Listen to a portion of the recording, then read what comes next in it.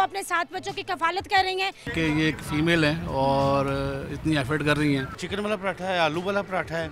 जब मैं यहाँ आई थी तो मेरे पास फाइनेंशियली कुछ भी नहीं था सिवाय एक काउंटर के।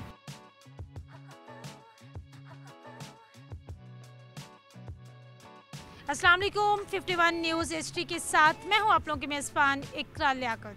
नाज़रीन इकराम, हमारे माशरे में या हमारे इर्द गिर्द कुछ ऐसी कहानियाँ मौजूद हैं जो कि माशरे में रहने वाले लोगों को मोटिवेशन देती हैं कि वो भी ज़िंदगी में कुछ कर सकें। आज मेरे साथ एक ऐसी कहानी मौजूद है जो कि सिंगल पेरेंट हैं, 7 बच्चों की कफालत करती हैं और रावलपिंडी फूड स्ट्रीट में फूड का ढाबा चला रही हैं। किस तरह से उन्होंने ये अपने सफ़र का आगाज़ किया, कितना अरसा हो गया है इस सफ़र को कंटिन्यू किए हुए, उन्हीं से जानते हैं। मेरे साथ मौजूद है रिजवाना सदफ। अस्सलाम वालेकुम। वालेकुम अस्सलाम। कैसी हैं आप? मैं ठीक ठाक, आप बताएं। रिजवाना, ये खूबसूरत सफ़र कैसे स्टार्ट हुआ, इसके बारे में बताएं। दरअसल मैंने पहले जो मेरी फील्ड थी वो मार्केटिंग की फील्ड थी, इवेंट मैनेजमेंट की फील्ड थी। 18 साल मैंने मार्केटिंग वगैरह की है, बट किसी के पास जॉब करना, पैसा आता है ख़त्म हो जाता है, फ़ायदा नहीं रहता है। फिर सोचा कि कुछ अपना किया जाए।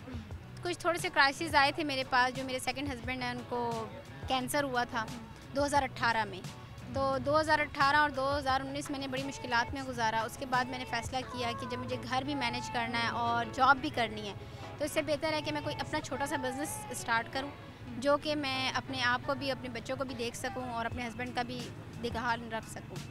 तो तब मैंने 2021 में अपना ये स्टार्ट किया था आर्ट काउंसिल से, जहाँ पर मुझे रेंट नहीं देना होता था लेकिन फ्री ऑफ कॉस्ट मेरे लिए जगह थी। मेरा 6 मंथ वहाँ बहुत अच्छा काम चला।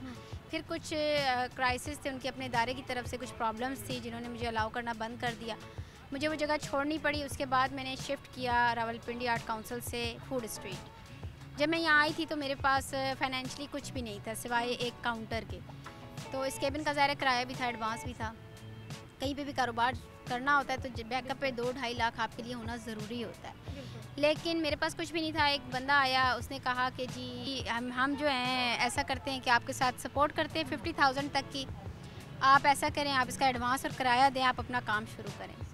मैंने उनसे मालिक की बात करवाई। हाजी साहब है, नमक मंडी के हाजी पाशा साहब हैं, उनसे मैंने बात करवाई। उनकी पूरी फूड स्ट्रीट के मालिक हैं? नहीं, ये केबिन्स उनके पास होते हैं। नमक मंडी उनकी है, ये पाशा बीफ ये भी उनका ही है। तो उन्होंने कहा कि ठीक है आप करें। जब पैसे देने की बारी आई, बंदे ने कहा जी सॉरी मैंने पैसे कहीं और दे दिए, ज़रूरत थी किसी को। मैंने कहा या अल्लाह, ऊपर तू है नीचे मैं हूँ, क्या करूँ। ज़ाहिर है बच्चों की कफालत है, घर रेंट पर है, सारा कुछ है। तो खैर मैंने हाजी साहब से बात की। उन्होंने कहा कोई बात नहीं, जब मैंने आपको बहन बोला, आपके सर पे हाथ रखा है, तो आप ऐसा करें कि 1 महीना काम करके देख लें।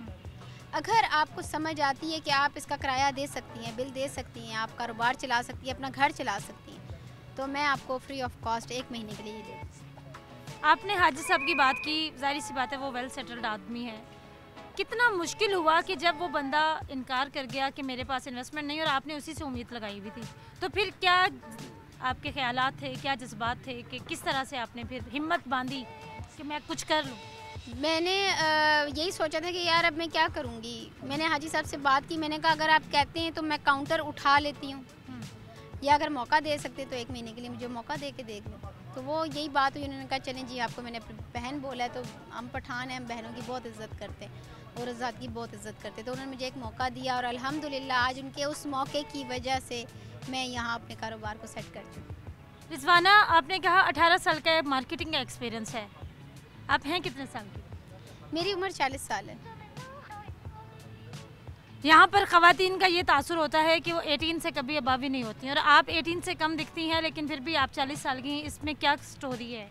देखिए स्टोरी कुछ भी नहीं होती। हमारे इस्लाम में भी है, झूठ की जो उम्र होती है बहुत छोटी होती है ना। एक झूठ बोले इंसान 100 झूठ बोलने पड़ते हैं। तो मेरा मानना है उन 100 झूठ के बेहतर है आप एक सच बोल लें और उसके ज़रिए आपकी काफ़ी मुश्किलात आसान हो जाती है। मेरी तो होती हैं, बाकियों का मुझे नहीं पता। अच्छा रिजवाना, ये बताइए आपके 7 बच्चे हैं, बड़ा बच्चा बेटी है या बेटा है, कितने साल का है? क्या उनको भी बिजनेस में ला रही हैं जब वो कहीं पर मेहनत मजदूरी करते हैं, किस तरह से उनको मैनेज करते हैं? मेरी बड़ी बेटी है माशाल्लाह 21 साल की, वो CMA कर रही है ICM इंस्टीट्यूट से, 5th सेमेस्टर है उसका, और उसको तो सिर्फ पढ़ाई के अलावा मैंने मना किया हुआ है और कुछ भी नहीं करना, सिर्फ पढ़ाई पे, क्योंकि वो स्कॉलरशिप होल्डर है माशाल्लाह से। उसके अलावा मेरे 2 बेटे हैं बड़े, एक 18 साल का है और एक उससे छोटा 16 साल का है। वो दोनों मेरी हेल्प करवाते इधर मेरे साथ, और अल्हम्दुलिल्लाह हम मिलजुल के ये काम कर रहे हैं। जिस वक्त आप इस फूड स्ट्रीट में आई थी उस वक्त आपके पास इतने पैसे नहीं थे कि आप अपने बिजनेस को रन कर सकें। आज कितने वर्कर्स हैं जिनको आपने यहाँ पर रोज़गार दिया?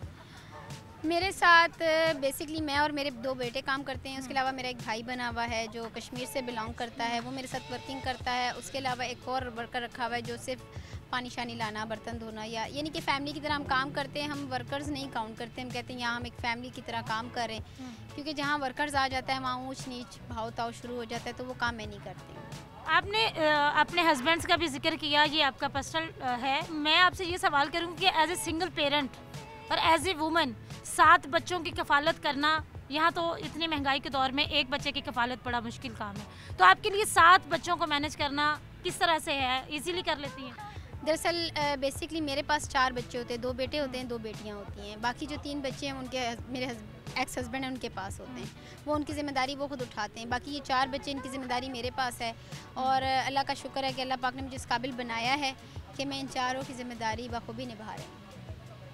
अभी जो ये आपका सेटअप चल रहा है, क्या इससे आपके रोज़मर्रा के जो अखराजात पूरे होने के बाद प्रॉफिट में है या अभी नो लॉस नो प्रॉफिट पे चल रहा है? अभी इसमें नो लॉस नो प्रॉफिट वाली कहानी है, क्योंकि आपको पता है कोई भी कारोबार है वो साल 1.5 साल सेटल्ड होने में लेता है, और जो मेरी कंडीशन थी फाइनेंशियली तौर पे मुझे 2 साल भी इसको सेटल करने में लगे तो कम है, लेकिन अल्हम्दुलिल्लाह मैंने इसको 8 से 10 माह में इतना सेटल्ड कर लिया है कि अगर आज ये अपने अखराजात खुद उठा रहा है तो मुझे कोई टेंशन नहीं।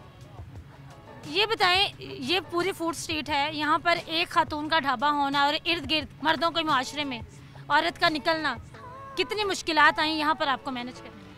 अगर कोई हाउसवाइफ होती है और वो इस तरीके से कमर्शियली आके काम करेगी तो उसको बहुत प्रॉब्लम्स होंगी, बहुत प्रॉब्लम्स होंगी। लेकिन मैं क्योंकि बाहर की फील्ड से थी, मेरा पब्लिक डीलिंग का काम था, तो अल्हम्दुलिल्लाह मुझे कोई इतनी प्रॉब्लम नहीं हुई। और जो मेरे इर्द गिर्द के कैफ़े वाले हैं उन्होंने मुझे शुरू में बहुत सपोर्ट किया, मेरा साथ दिया है। अगर मेरी सेल नहीं होती थी तो वो लोग मुझसे चीज़ें खरीद के खाते थे, सेल करवाते थे। यानी कि एक होता है ना इंसान का कि यार एहसास होना ज़रूरी होता है, लेकिन जब आपके इर्द गिर्द वाले आपके साथ एहसास करके खड़े होते तो मेरा ख्याल से वहाँ पर सर्वाइव करना थोड़ा आसान हो जाता है। जहाँ पर आपके लिए पॉजिटिविटी होती है वहाँ पर नेगेटिविटी होती है, तो इस फूड स्ट्रीट में किसी ने आपके लिए नेगेटिविटी भी क्रिएट की है? देखिए, अगर किसी ने नेगेटिविटी क्रिएट की होगी तो वो उसने अपने लिए की होगी। मैं सोशल मीडिया पे इस तरीके से उनके लिए कुछ भी नहीं कह सकती।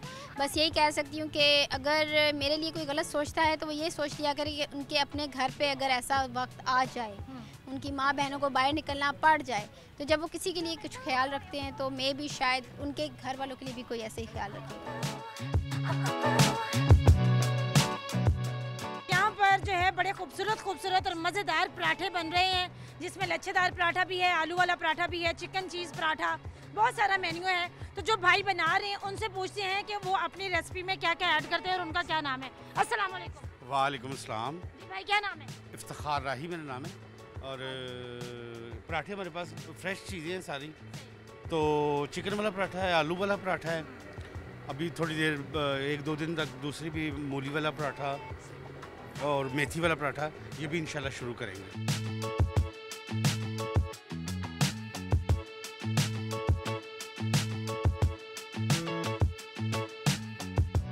और काफ़ी टाइम से यहाँ पर आ रहे हैं, तकरीबन कुछ 6-7 माह तो हो गए हैं। और सबसे जो अच्छी चीज़ है वो ये है कि ये एक फ़ीमेल है और इतनी एफर्ट कर रही हैं और अपने आप को सर्वाइव कर रही हैं, बल्कि अपनी पूरी फैमिली को सर्वाइव कर रही हैं। ये अच्छा साइन है एक, और टेस्ट वाइज भी ज़बरदस्त है, हर चीज़ इनकी अच्छी है जो बनाती हैं।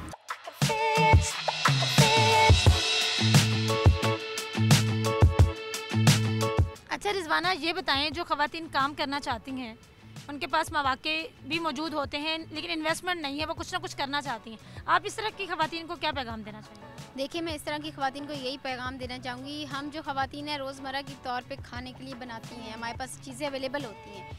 अगर आप अपने घर से ही समोसों का, रोल का, इन चीज़ों का फ्रोज़न का काम शुरू करते हैं तो आप अपने मोहल्ले में इर्द गिर्द जो छोटी छोटी दुकानें हैं उन पे सप्लाई शुरू करें, और उसके बाद आप इसको 2 से 5 हज़ार में भी बहुत इजीली अच्छा सा स्टॉक बना सकते हैं, और उसी प्रॉफिट को रोलिंग में डाल के आप अपना काम बढ़ा सकते हैं। तो इसके लिए आपको लाखों रुपए की ज़रूरत नहीं है। ये तो मैंने पूछा ही नहीं कि आप बनाती क्या क्या है। जी, मैं यहाँ पर मेरी सिटी जो स्पेशलिटीज़ हैं उसमें मटका बिरयानी, कुल्हड़ पिज़्ज़ा, मटका फ्राइज़ और मटका चाय है।